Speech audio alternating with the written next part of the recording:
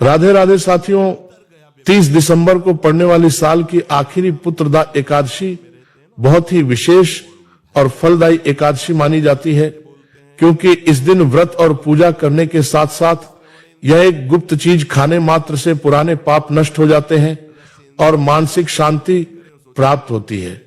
भक्तों, अगर आज की वीडियो को अपने अंत तक देख ली तो मन कर चलिए कि आपके जीवन में चल रही समस्याएं, दुख, परेशानी, नकारात्मक ऊर्जा सब खत्म हो जाएगी। इसलिए यह वीडियो को बिल्कुल भी छोड़कर मत जाना। भक्तों, पुत्रदा एकादशी के महत्व की बात करें तो पुत्रदा एकादशी का व्रत बहुत ही खास माना जाता है। जो भी व्यक्ति इस दिन श्रद्धा से व्रत रखकर श्री हरि विष्णु की पूजा करता है, उसे पापों से मुक्ति, सुख, समृद्धि और मोक्ष की प्राप्ति होती है। खासकर जिनकी संतान प्राप्ति, वैवाहिक सुख और धन संपत्ति की इच्छाएं हैं, उनके लिए यह व्रत बहुत लाभकारी है। ठीक उसी तरह पुत्रदा एकादशी का व्रत रखने के साथ साथ यह चीज खाने से जीवन में सुख, शांति और समृद्धि आती है और आपकी समस्त मनोकामना पूर्ण होती है। वैसे तो यह व्रत निर्जला रखा जाता है, लेकिन अगर आप पुत्रदा एकादशी की रात एक विशेष चीज खा लेते हैं तो आपके घर में धन संपदा इतनी बढ़ जाएगी कि वह कभी समाप्त नहीं होगी। यह उपाय बहुत ही सरल और चमत्कारी है, जिसे अपने जीवन में जरूर लागू करना चाहिए। भक्तों, आने वाली 30 दिसंबर पुत्रदा एकादशी के दिन जिन लोगों के घर में खाई या बनाई जाती है, ये 3 चीजें उसके घर में पूरे साल होती है। धन दौलत की वर्षा। जी हां भक्तों, ये पौष माह की और साल की आखिरी एकादशी पूरे के पूरे 99 वर्षों के बाद दुर्लभ संयोग में पड़ने जा रही है। भक्तों, 30 दिसंबर पुत्रदा एकादशी के दिन भले ही पूजा पाठ ध्यान करना ना करना, लेकिन ये गुप्त चीज जरूर खा लेना। भगवान विष्णु जी और माता लक्ष्मी जी के आशीर्वाद से आपके घर में इतना पैसा आएगा कि संभाल नहीं पाओगे।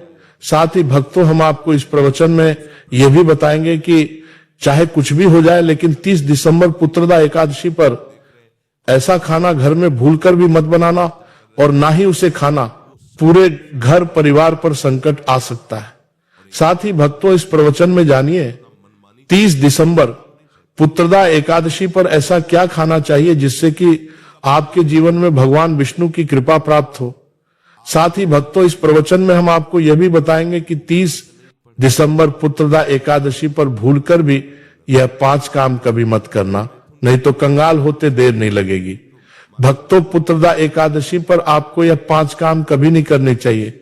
जो भी माताएं बहनें पुत्रदा एकादशी के दिन इन 5 कामों को करती हैं तो उसकी जिंदगी बर्बाद हो जाती है, उसके घर में कंगाली छा जाती है, और जिस घर में भी यह 5 कार्य होते हैं, माता लक्ष्मी ऐसे घर को हमेशा के लिए छोड़कर चली जाती है।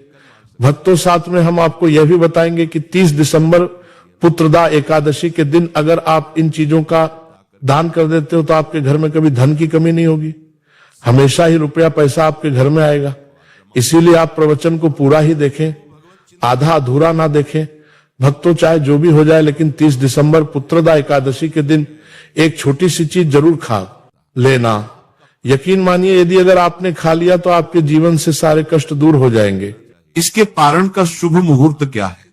इस पुत्रदा एकादशी का व्रत किस विधि के अनुसार करना चाहिए ताकि दंपतियों के घर में पुत्र रत्न की प्राप्ति हो, अर्थात उनके घर में भगवान श्री कृष्ण जैसी संतान पैदा हो, उनके घर में पुत्र पैदा हो।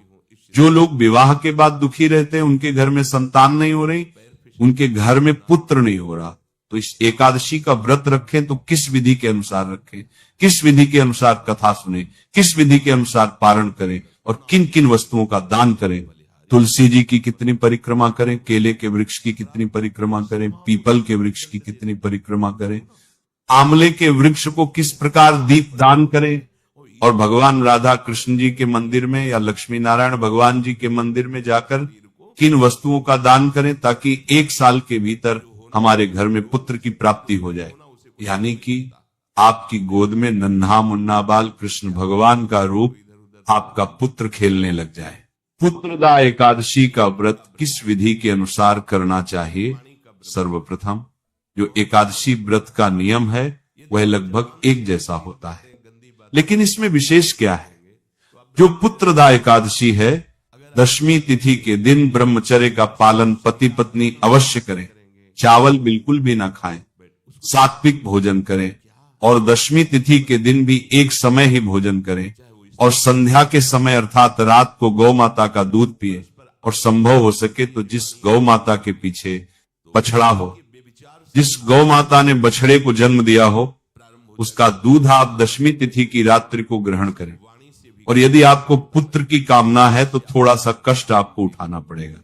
व्रत का अर्थ होता है शरीर को थोड़ा सा कष्ट देना, अर्थात तप करना, व्रत करना।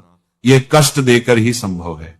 दशमी तिथि के बाद ब्रह्म मुहूर्त में सूर्योदय होने से पहले आप प्रातः 4:30 बजे उठ जाइए। पति पत्नी स्नान करें और स्नान करने के लिए सर्वप्रथम अपने जल में आंवला अवश्य डालें, थोड़ा सा गंगा जल अवश्य डालें और स्नान करने के बाद बिल्कुल पवित्र वस्त्र धारण करें। इस दिन भी आपने ब्रह्मचर्य से रहना है, कुछ गलत न सुनना है। इस आग की बात देखने के लिए कुछ गलत गंदा न देखना है, गलत गंदा न बोलना है। गंदा स्पर्श किसी का आपस में पति पत्नी उस भावना से कदापि न करें और स्नान करने के बाद शुद्ध पवित्र वस्त्र धारण करें। और ध्यान रखें, पुरुष हमेशा श्वेत वस्त्र धारण करें और स्त्रियां पीले वस्त्र धारण करें। स्वच्छ वस्त्र धारण करने के बाद सर्वप्रथम भगवान सूर्य को आपने अर्घ्य देना है। तांबे के लोटे में थोड़ा सा गुड़ डालकर, लाल सिंदूर डालकर, लाल पुष्प डालकर आप सूर्य भगवान को इस मंत्र के साथ सर्वप्रथम अर्घ्य दें। सूर्याय नमः। सबसे पहली किरण सूर्य देव की आपके मस्तक को छुए और याद रखें, जब आप सूर्य भगवान को अर्घ्य दे रहे हो तो तुलसी जी में न दें और ऐसी जगह अर्घ्य दें कि वह अर्घ्य का गिरने वाला जल आपके चरणों में न गिरे। कोई पात्र रख लें, बाल्टी रख लें और फिर उस अर्घ्य वाले जल को अपने नेत्रों से लगाएं। 7 बार खड़े खड़े घड़ी की दिशा में सूर्य भगवान की परिक्रमा करें। उसके बाद अपने पूजा कक्ष में जाएं। हाथ में पवित्र गंगा जल धारण करें। पति पत्नी दोनों आपस में हाथों को जोड़ लें और फिर भगवान श्री कृष्ण के सामने, अपने लाडली गोपाल जी के सामने, शालिग्राम भगवान के सामने, लक्ष्मी नारायण भगवान के सामने, श्री सीताराम जी भगवान के सामने अपने व्रत का सर्वप्रथम संकल्प लेना है। हाथ में गंगा जल लीजिए, एक सिक्का लीजिए, एक तुलसी पत्र अवश्य लीजिए और श्वेत तिल, थोड़े से तिल अवश्य हाथ में रखकर भगवान से प्रार्थना कीजिए। हे मेरे लाडली गोपाल जी, हे मेरे लक्ष्मी नारायण भगवान, हे मेरे शालिग्राम भगवान, हम पति पत्नी पुत्र की कामना लेकर प्रभु आपकी प्रसन्नता के लिए पुत्रदा एकादशी का व्रत कर रहे हैं। हे प्रभु, हमारे इस व्रत को परिपूर्ण करने के लिए हमें शक्ति प्रदान करें, हमारे संकल्प को स्वीकार करें और फिर उस जल को लक्ष्मी नारायण या अपने लाडली गोपाल जी के चरणों में अर्पित कीजिए। फिर बड़ी भाव श्रद्धा से पंचामृत लीजिए। पंचामृत आप जानते हैं कि गौ माता का दूध है, दही है, घी है और फिर शक्कर है और शहद है। इन 5 चीजों को मिला लीजिए, तुलसी पत्र डाल लीजिए। फिर उस पंचामृत से नमो भगवते वासुदेवाय मंत्र बोलकर लाडली गोपाल जी का अभिषेक शंख के साथ करवाएं। अगर घर में शंख नहीं है तो नमो भगवते वासुदेवाय मंत्र बोलकर ऐसे ही अर्पित करें। उसके बाद स्नान कराने के बाद शुद्ध जल से स्नान कराएं। फिर अपने लाडली गोपाल जी को केसर का इत्र अवश्य लगाएं और इत्र लगाने के बाद लाडली गोपाल जी को पीले वस्त्र धारण कराएं। मोर पंख अवश्य मुकुट के रूप में समर्पित करें और उनके चरणों में 11 तुलसी के पत्ते श्री कृष्णाय नमः, श्री कृष्णाय नमः कहकर लाडली गोपाल जी के चरणों में इन पत्रों को समर्पित कर दें। फिर केले का फल अवश्य चढ़ाएं, नारियल का फल अवश्य चढ़ाएं, क्योंकि आप पुत्रदा एकादशी का व्रत कर रहे हैं। पुत्र की कामना से गुलाब का फूल अवश्य चढ़ाएं, गेंदे का अर्थात पीला फूल अवश्य चढ़ाएं। फिर बड़ी भाव श्रद्धा के साथ आप आरती करें। फिर भगवान को पंचामृत का भी भोग लगाएं, तिल का भोग लगाएं, पीले फलों का भोग लगाएं और स्मरण रहे शकरकंद का भोग अवश्य भगवान को समर्पित करें। एक थाली के अंदर थोड़े से तुलसी पत्र रखिए, 2 केले के फल रखिए, 1 नारियल रखिए, थोड़ी सी दक्षिणा रखिए और एक पीला वस्त्र अवश्य रखिए। हाथ में गंगा जल पति पत्नी धारण करें, तुलसी पत्र धारण करें और याद रखें हाथ से गंगा जल समाप्त नहीं होना चाहिए, गिरना नहीं चाहिए। ये पौष के शुक्ल पक्ष की पुत्रदा एकादशी है। इसे वैकुंठ एकादशी भी बोलते हैं और दक्षिण भारत में तिरुपति बालाजी के दर्शन करने के लिए इतनी भारी भीड़ उमड़ती है क्योंकि वैकुंठ एकादशी भी कहलाती है। फिर बड़ी भाव श्रद्धा के साथ एकादशी के व्रत की कथा को सुनना चाहिए। और व्रत की कथा किस प्रकार है, श्री कृष्ण एक वृतांत के माध्यम से बताते हैं। कहते हैं कि एक समय भद्रावती नगरी थी। उस भद्रावती में राजा सुकेतुमान का राज्य था। राजा सुकेतुमान वहां पर राज करते थे। वो बड़े ही धर्मात्मा थे, अनेकों पुण्य करते थे, ब्राह्मणों की सेवा करते थे, जरूरतमंदों की सेवा करते थे, दान पुण्य करते थे, कुएं तालाब बावड़ी बनाते थे, संतान की भांति अपनी प्रजा का पालन करते थे। समय व्यतीत हुआ तो ऐसा समय आ गया कि उनके पितरों को भी रोना आने लगा। अब उनके पिता भी श्राद्ध जो है स्वीकार नहीं करते थे, उनसे वह स्वयं भी परेशान थे। कारण यह कि अब राजा की उम्र ढलने को थी परंतु उसके कोई पुत्र नहीं था, और अगर पुत्र नहीं होगा तो राज्य का शासन कौन चलाएगा, उनका उत्तराधिकारी कौन बनेगा। इससे बड़ी चिंता यह थी पितरों को कि यदि इसकी कोई संतान ना होगी, इसके कोई पुत्र ना होगा तो हमारा श्राद्ध कर्म कौन करेगा, हमारा पितृ कर्म कौन करेगा। इसके आने के बाद, इसके जाने के बाद हमें तर्पण करने वाला भी कोई नहीं होगा। इसीलिए वह पितृ भी रोते थे और वह राजा भी सदा दुखी रहता था। राजा ने अनेकों उपाय किए परंतु कोई लाभ नहीं हुआ। अब राजा बड़ा परेशान होने लगा, मंत्रीगण भी परेशान रहने लगे। एक दिन राजा बहुत परेशान था। उसने अपना घोड़ा लिया, घोड़े पर सवार हुआ और बिना कुछ बताए ही वह जंगल की ओर चला गया। जंगल में एक भीषण जंगल में अंदर पहुंचा जहां बहुत से जंगली जानवर थे, शेर था, सियार था, हाथी थे। वहां वह जंगल की शोभा देखता रहा, उदास था। देखते देखते उसको दोपहर हुई तो प्यास लगी तो वह जल की खोज में नजदीक में ही दिखाई दे रहे एक जलाशय के पास पहुंचा। वहां उसने देखा कि वहां ऋषियों के कुछ सुंदर सुंदर आश्रम हैं और उनमें कुछ विश्वदेवगण जो हैं कुछ पूजा पाठ कर रहे हैं। अतः वह राजा वहां पहुंचा, उसने सबको प्रणाम किया। उन्होंने कहा कि आप इस घने जंगल में क्या कर रहे हैं और आप कौन हैं।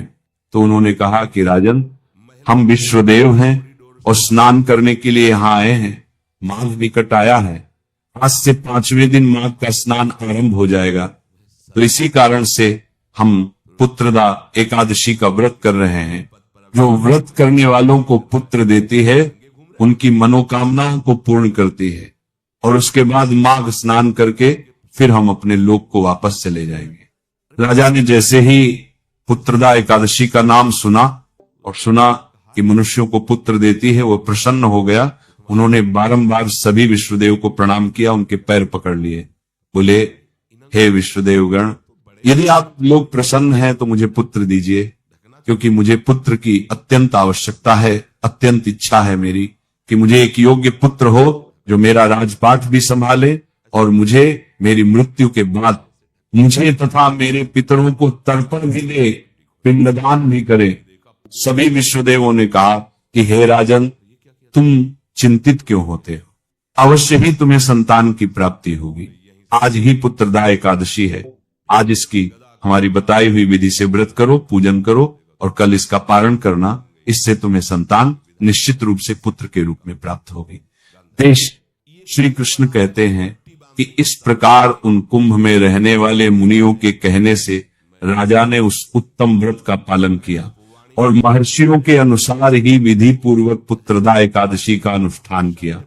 फिर द्वादशी को पारण करके मुनियों के चरणों में बारंबार मस्तक झुकाकर राजा अपने घर को लौट आया।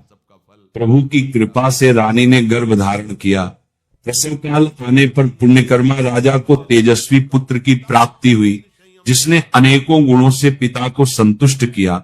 वह प्रजा का पालक था और महान संतान के रूप में, महान राजा के रूप में स्थापित हुआ। भगवान कृष्ण कहते हैं, जो कोई पुत्रदा एकादशी का व्रत पुत्र की इच्छा से संकल्प करके करता है, उसे पुत्र की प्राप्ति अवश्य होती है। इसलिए प्रिय भक्तों, यह एकादशी संतान देने वाली है, पुत्र देने वाली है। इसलिए इस व्रत की कथा को जो सच्ची श्रद्धा से सुनता है या सुनाता है, उसको भगवान के वैकुंठ की प्राप्ति होती है और उसकी सभी मनोकामनाएं पूर्ण होती है। कथा पूर्ण होने के बाद नमो भगवते वासुदेवाय मंत्र का उच्चारण करें। वह जल जो आपने हाथ में गंगा जल और तुलसी का पत्ता लिया था, उसको मस्तक से लगाकर तुलसी पत्र के साथ उस जल को ग्रहण करें। और जो आपने सामग्री रखी हुई है, पीले कपड़े में उस नारियल को, दोनों केलों के फलों को, तुलसी के पत्रों को और दक्षिणा को बांधकर सीधे लक्ष्मी नारायण भगवान के मंदिर में या राधा कृष्ण भगवान के मंदिर में या सीताराम जी भगवान के मंदिर में या नरसिंह भगवान के मंदिर में जाकर मस्तक से लगाकर पुत्र की कामना कहते हुए भगवान के चरणों में उसको अर्पित करें। फिर 4 परिक्रमा भगवान